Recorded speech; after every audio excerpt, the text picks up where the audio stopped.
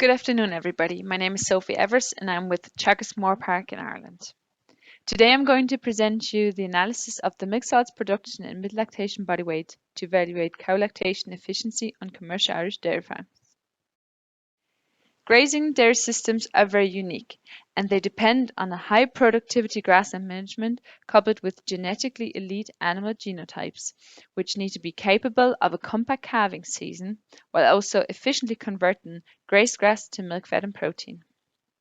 Within such systems, however, increasing the output per unit input does not only improve the overall efficiency, but also the environmental impact of the system. Pasture-based industry have developed multi-factor profit-based breeding indices that no longer just focus on milk yield, but instead add relative emphasis on functional traits such as fertility, health, management and maintenance. In Ireland, the Economic Breeding Index was launched in 2001, and the Maintenance Subindex was added in 2010, which places a negative emphasis on body weight to reflect the additional costs that are associated with the maintenance of higher body weight animals. Most studies that have evaluated production efficiency include intake data. An example here is of a study that compares the Holstein Friesian and Jersey crossbred performance.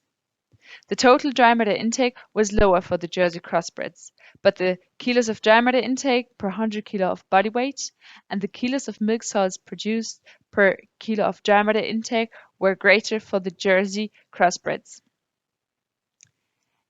A parameter that's not included in animal intake is the kilos of milk solids per 100 kgs of body weight, and also with this we can see a similar trend that Jerseys are 14% more efficient. Based on that, we decided to choose the following cost-effective production efficiency parameters for this study.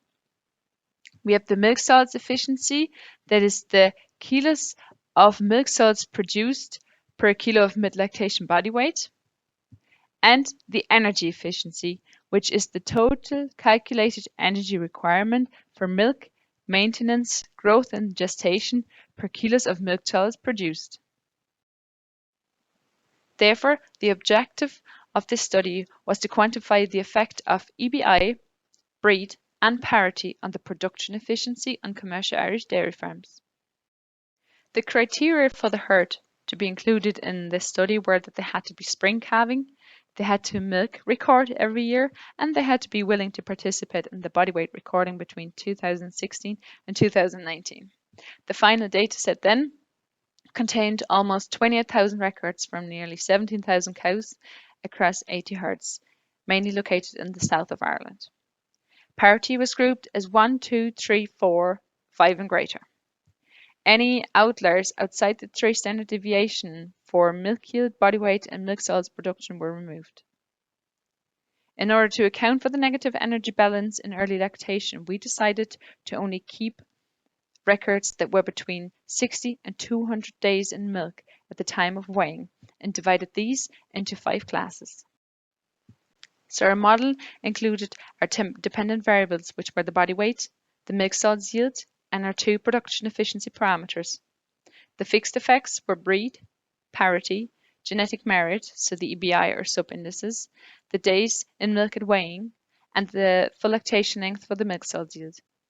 Herd was fitted as random and year as repeated effect. Now the results. We found that the Jersey crossbreds had a slightly higher milk solids production of an additional 5 kg per lactation. They were also significantly lighter, with 42 kgs less.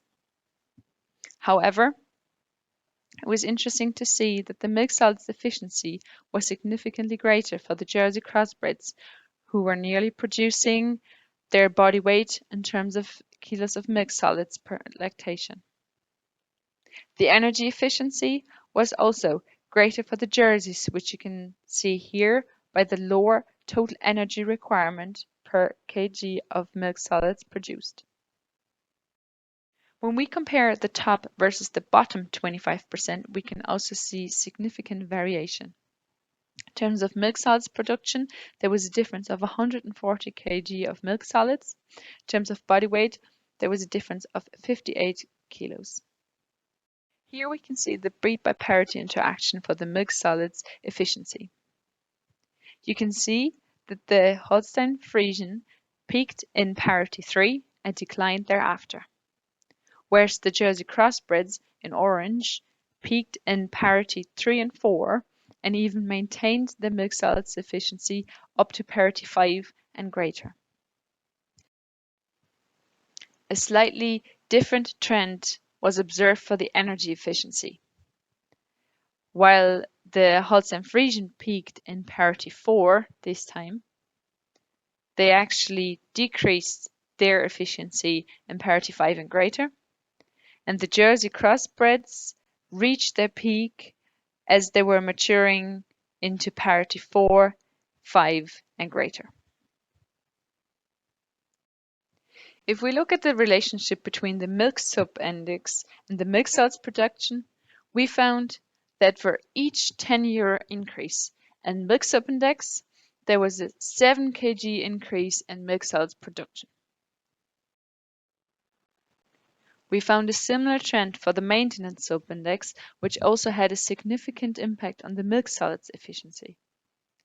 For each 10-year increase in maintenance sup index, milk solids efficiency increased by 0.03 kilos of milk solids per kilo of body weight. To conclude, we found that there was a significant variation in milk production efficiency parameters, not only between farms, but especially between animals within farms. The most efficient animals were characterized by an extra 140 kgs of milk solids and a 58 kg lighter body weight than the least efficient animals. Jersey crossbred animals have proven to be the most efficient breed in terms of both efficiency parameters. Milk subindex and maintenance subindex were contributing to improve the production efficiency on farms. I would like to thank my co-authors, and I thank you for your attention, and I am now happy to take any questions.